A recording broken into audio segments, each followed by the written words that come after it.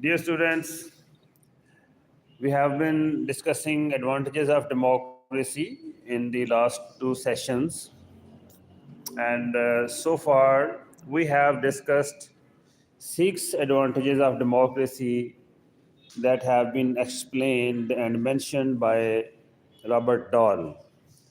So, what is the seventh advantage of democracy, as mentioned by Robert Dahl? The seventh advantage is democracy fosters human development more fully, more fully than any feasible alternative. Democracy fosters human development. What is human development? Do you understand human development? Human development.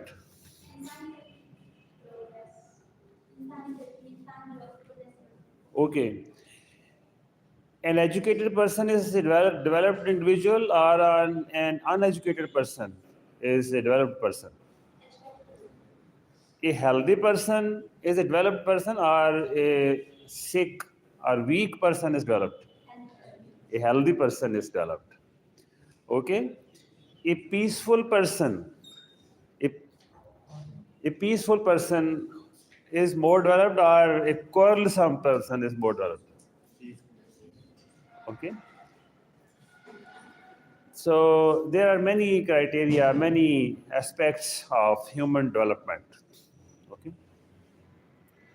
De- Democracy fosters human development. A poor person who does not have enough food, a poor family or a poor person who does not have enough food, is he or she a developed person? No, they are not developed. So poverty is an enemy of human development. So if we want to develop people, we need to bring them out of poverty, out of illiteracy, out of away from diseases. We need to protect them from these issues. So then they will be developed. Then they will develop. So democracy helps in developing humans, in developing individuals. This is a very bold claim. Robert Dahl says it is a very bold claim. You will notice that this is a claim about facts. This is a claim about facts. In theory, we should be able to test this idea. We should be able to test this idea. We would need to find a good way to measure human development. How can we measure human development? We need to have a good method, a good way. Then we would compare this development between people in democratic and non democratic countries. The evidence we have supports the idea that democracy helps people grow. Democracy helps people grow. However, we should probably think of this as an idea that is very reasonable. Almost everyone has an idea of what makes a person good and what makes a person bad. We want to encourage the good qualities and stop the bad ones. For human development, we want to encourage the good qualities in humans, in citizens, and want to stop the bad qualities. Desirable qualities. We want to encourage our things like honesty. Okay, an honest person is a developed person, or a dishonest person is a developed person? Honest person is a developed individual, developed citizen. Honesty, fairness, courage, love. Okay, these are the desirable qualities. Many of us also believe that a fully grown adult should be able to look after themselves. Fully grown adults should be able to look after themselves. They should act to take care of their own interests. They should not just rely on other people to do it for them. To do it for them. We think adults should act responsibly. Adults, mature citizens, they should act responsibly. They should weigh different options as best they can. They should weigh different options and they should choose the best option, the better option. They should think about the results of their actions, consequences. They should think about the consequences of their actions. How will my actions impact upon the society, impact upon my community, my country? We should think, whatever we do as citizens, we need to think that will it be good for my community and country or will it be bad? If it will be good, I should go for it. If it will be bad for my community and country, I should not do that act. Okay? This is democracy. This is the democratic attitude. So if a person does like this, does something good for our community and does not do bad things for our community, he or she is a developed citizen, developed human being. They should consider the rights and duties of others as well as themselves. We should understand what are our duties and rights and what are the duties and rights of others. Finally, they should be able to talk freely and openly with others about problems they face together. The citizens, the human beings, the collective problems they have, they should be able to discuss them. While people are born with the ability to be good citizens, democracy is the only system that lets that potential shine. When people are born, they have the ability to become good citizens. And democracy is the only system that lets that potential shine. In a democratic environment, that ability to become good citizens, it improves. It improves. So, do you understand that people in democratic countries, they are good human beings as compared to the people who live in non-democratic countries? Do you agree with this? Some people do not agree with this. Okay, you need to further study and understand. It is true. I believe people who are living in advanced democracies, they are good human beings. They are fair. They are more just, and they are less criminal, and they are less dishonest. People living under authoritarian regimes and under non-democratic countries, they are less developed in morality. They are not as just as people living in democratic countries. That is why every Pakistani wants a visa for those advanced democracies.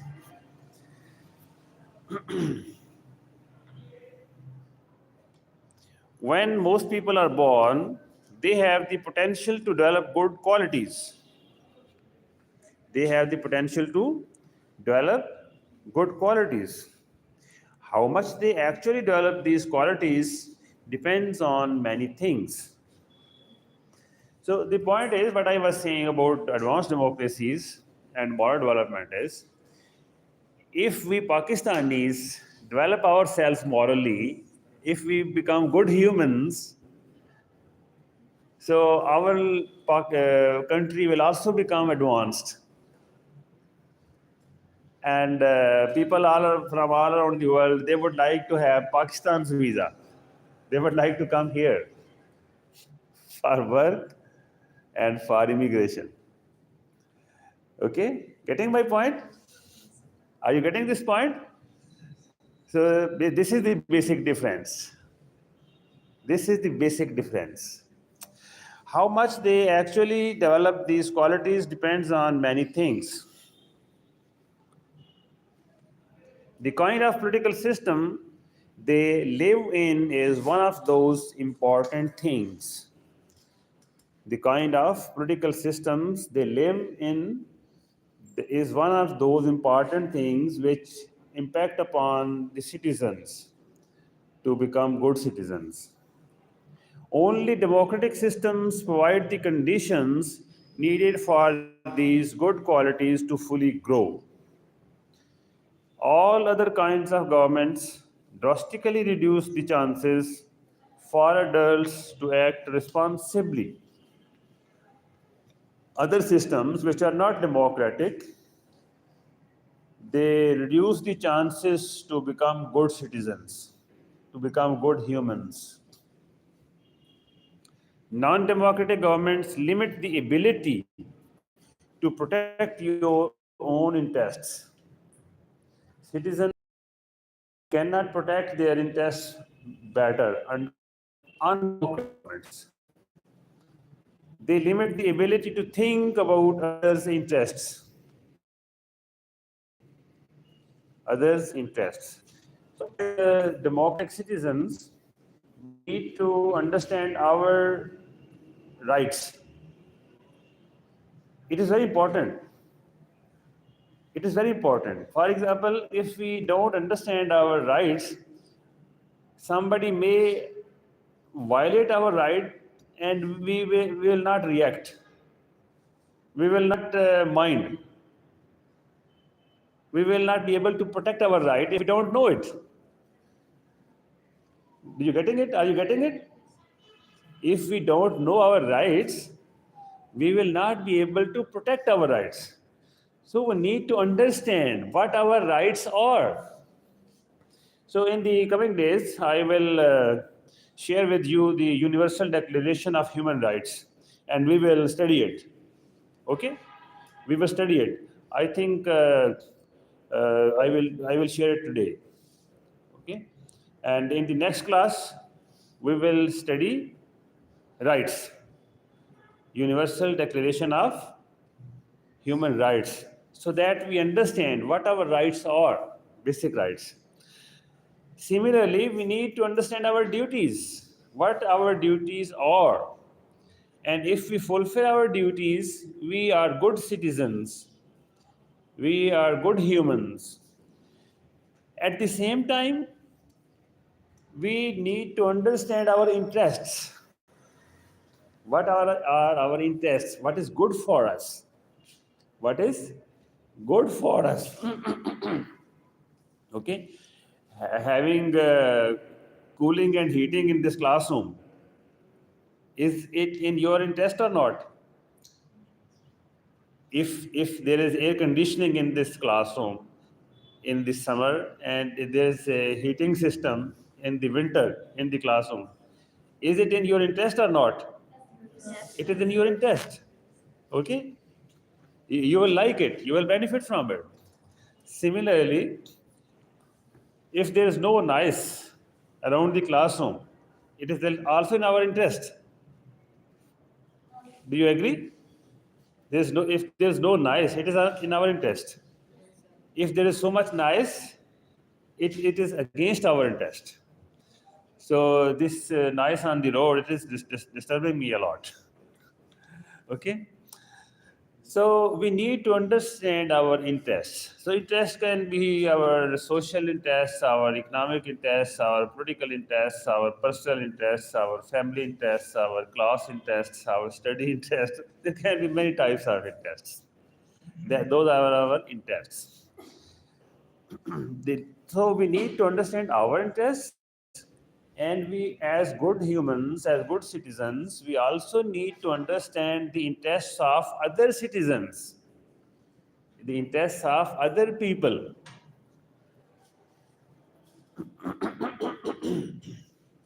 Sorry, today I have some bad throat.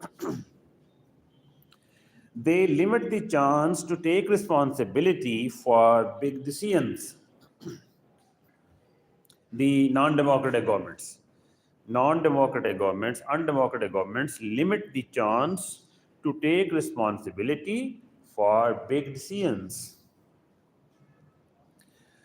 You know, when Bill Gates launched Microsoft, was it a small decision or was it a big decision? It was a big decision. It was a big decision. When someone launched YouTube, was it a small decision or a big decision? It is a big decision. Okay? When Barack Obama decided to contest for presidency, the first black person who was fighting for American presidency, was it a small decision or big decision? It was a big decision. Okay? When Sadiq, mayor of London, you know Sadiq? Yes, sir. What is his full name? Sadiq Khan? Yes. When he decided to contest for mayorship of London, was it a small decision or a big decision? Big decision. When Zohran Mamdani started his politics for mayorship of New York, was it a big decision or a small decision? It was a big decision. So sometimes in undemocratic governments in countries, some people might have been able to make good decisions, but in democratic countries, you see a lot of people, they can make big decisions. They can make big decisions because of the freedom they enjoy under democratic rule. Fine. So that is the reason when a country stays democracy for decades, it ultimately becomes prosperous. It becomes a rich country.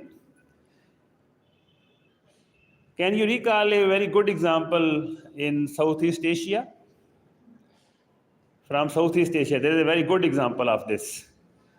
That is a small country, and it is a democratic country. It has become very rich and very prosperous.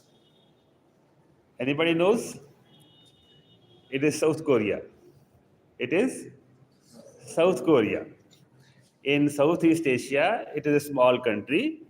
It is a very good democracy, and it has become very rich, very prosperous. So, the undemocratic governments limit the freedom to search for the best decision. A democratic government is not the only thing needed to make people develop these qualities. But only democracy is not enough. Democracy is required for these qualities, for these benefits. But only democracy is not enough. But it is an essential part of the process. Number 8, the eighth advantage of democratic rule. What is this? Only a democratic government can foster a relatively high degree of political equality. Political equality. One of the most important reasons to choose a democratic government is this: it can achieve political equality among its citizens. It can do this much better than any other system we could realistically choose. Political equality is desirable. Political equality is desirable. It must be true if we accept some other reasonable beliefs. It must be true if we accept some other reasonable beliefs. These are beliefs that most of us probably already agree with. The benefits of democracy we have discussed so far apply to most democracies, both old and new. Old democracies and new democracies. But we learned earlier that some government practices we use today are quite new. Some government practices are quite new. They are a product of the last few centuries. Last few centuries. For instance, universal adult suffrage. What does it mean? Universal adult suffrage means all adults can vote. All adults can vote. Universal adult suffrage is mostly a creation of the 1900s in the 20th century. These modern systems where all adults vote seem to have two extra benefits. Modern democracies. These two benefits could not be claimed by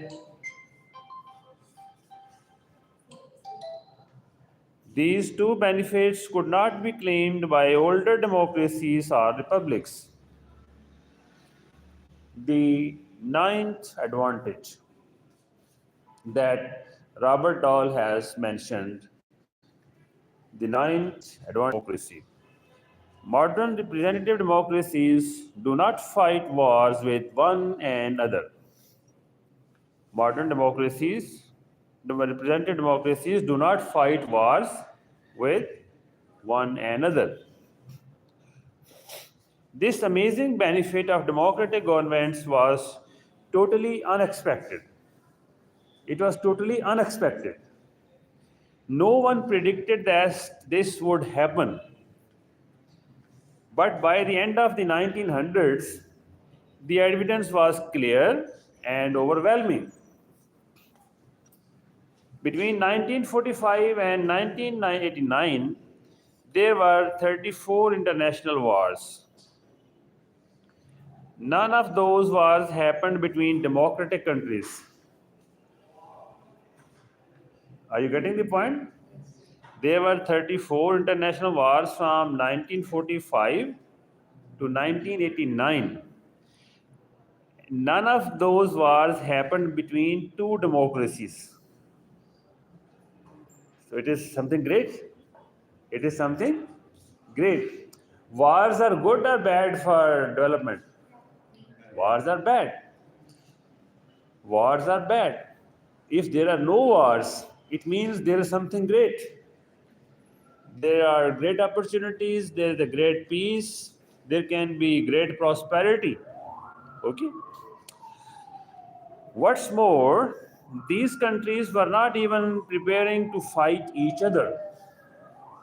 Number one, those democracies did not fight war against each other. Number two, they were not preparing for war against each other. It means there was a very good peace. There is a very good peace between democracies, democratic countries. This is true even if we look before 1945. This is true even if we look before 1945. Well back into the 1800s, countries with proper democratic systems and voting rights for many men did not fight wars with each other. Even in the 19th century, it was true. Of course, modern democratic governments have fought wars. Modern democratic governments have fought wars against non-democratic countries. Against non-democratic countries. They have fought wars with non-democratic countries. They have also used military force to rule over conquered people. Colonial rule. Modern democracies, they have colonized the foreign people. Sometimes they have interfered in the politics of other countries. Sometimes they interfere in the politics of other countries. Even democratic governments do this. They have even helped weaken or overthrow a weak foreign government. For instance, until the 1980s, the United States often supported military dictatorship in Latin America.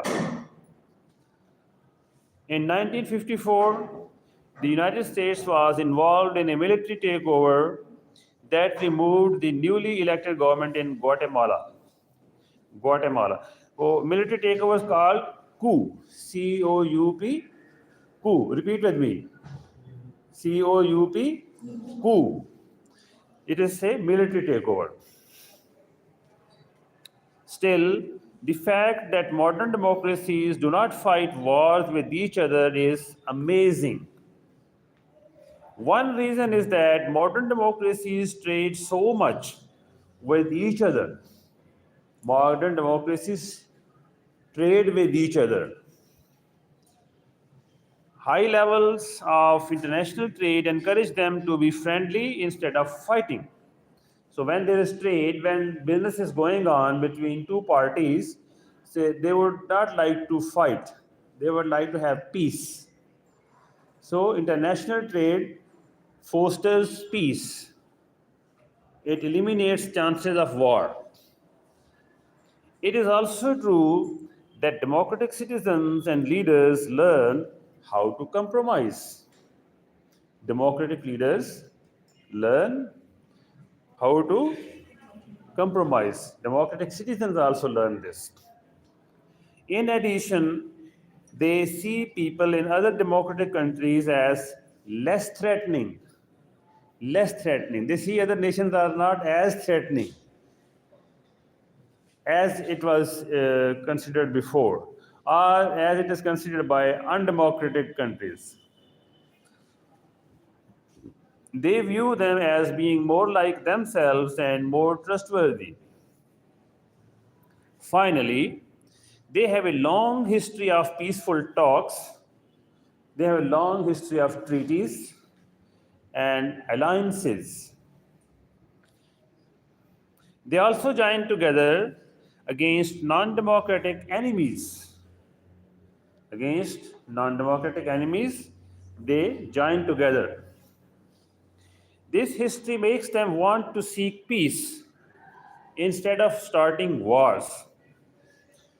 Because of all this, a world with more democracies promises to be a more peaceful world.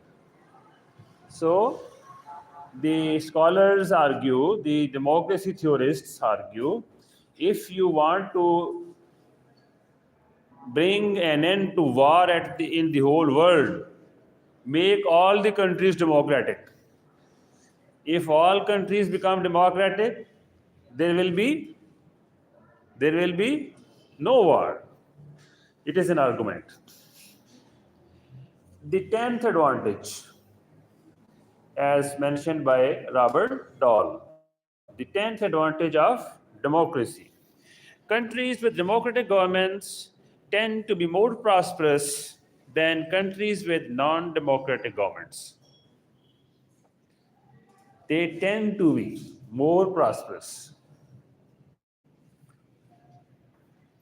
About 200 years ago, most thinkers believed something that is now wrong.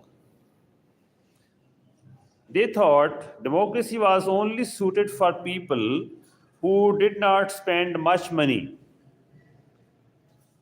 Who did not spend much money. It is democracy is good for those people who are frugal. They believed that being rich was a sign of monarchies or rule by a few rich people, affluence. But the experience of the 1800s and 1900s showed the exact opposite was true. Later, it emerged that democratic citizens, democratic countries, they are more prosperous. They are richer than undemocratic countries. Democracies became wealthy when compared countries that were not democratic were generally poor in comparison. The undemocratic countries were generally poor. The link between wealth and democracy became very clear in the late 1900s. The reason is partly because modern democracy works well with a market economy. Market economy. In a market economy, business rules are usually not too strict. Business rules are not too strict. Because if people have more options to do business and there are less restrictions on business, it means the business will flourish. The business will flourish. When business will flourish, the people will become rich. The people will become rich and the country will become rich. Workers are free to move between different jobs.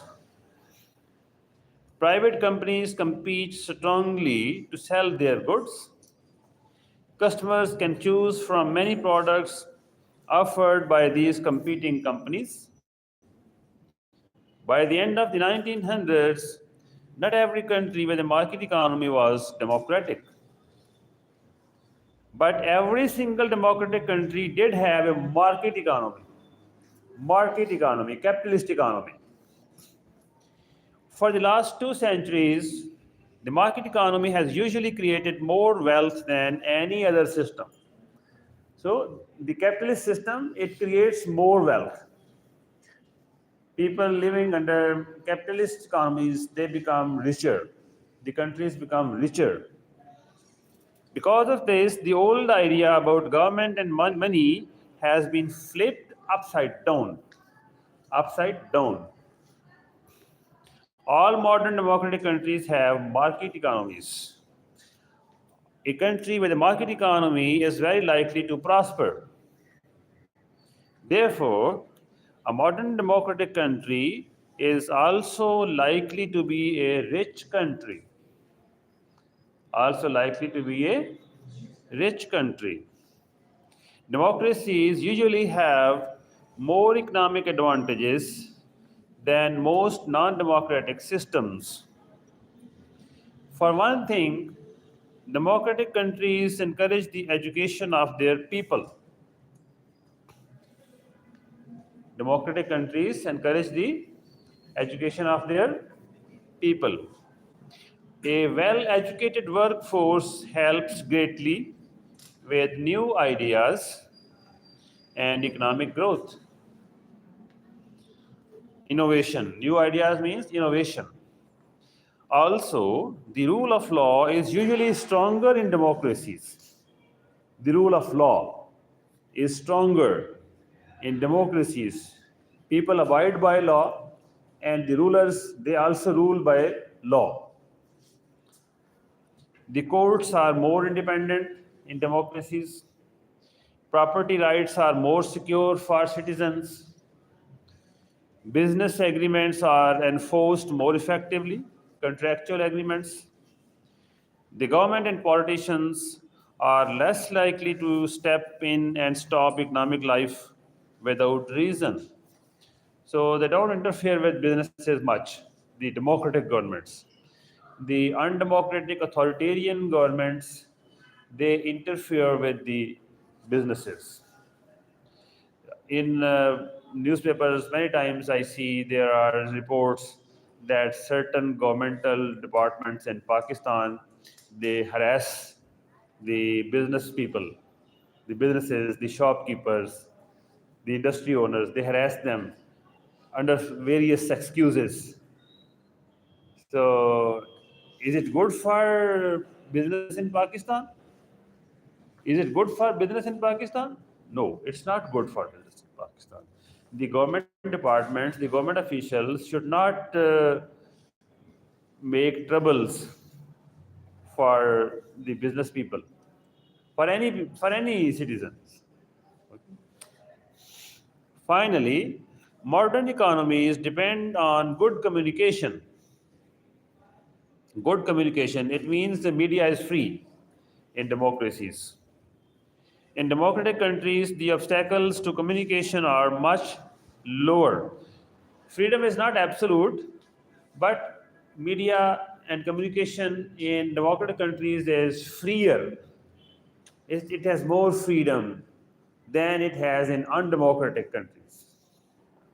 It is easier and much less dangerous to look for and share information than in most non democratic countries. In short, there are a few exceptions, but we can make a general conclusion. What is the general conclusion? Modern democratic countries are better for business. Better for business. It is a general conclusion. They provide a good place for a market economy to work. They provide a good place for a market economy to work. This helps them achieve economic growth more easily. Economic growth is easier under democratic rule than non democratic systems. This link between modern democracy and a market economy is good for both. In spite of its flaws, however, we must never lose sight of the benefits that make democracy more desirable than any feasible alternative to it. Figure 5. In this chapter, there is a figure. Why democracy? Democracy produces desirable consequences. Repeat with me. Number 1, avoiding tyranny. Number 2, number 3, number 4, number 5, number 6, number 7, number 8. In addition, modern democracies produce number 9 and number 10, prosperity. So this was chapter 5, advantages of democracy. So the title of the topic was why democracy? Why we should have democracy? Why we need democracy? We need democracy. We should have democracy because it have these advantages. No other system ensures these democracy advantages. So with this, our today's discussion comes to an end.